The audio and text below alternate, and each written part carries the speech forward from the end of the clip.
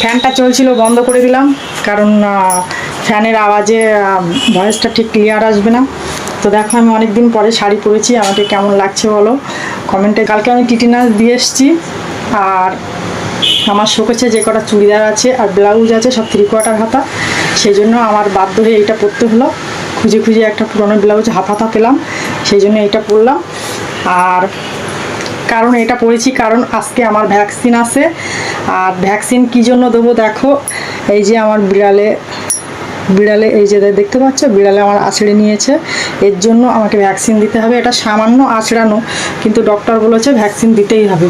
আর আমি যদি 3/4 হাতা ব্লাউজ কিংবা চুড়িদার পরি, তাহলে ভ্যাকসিনটা দিতে মানে অনেকটা অসুবিধা হবে। এটা এইভাবে তুলতে হবে, তো সেই জন্য আমি এই হাফ হাতাটা এটাই পরলাম।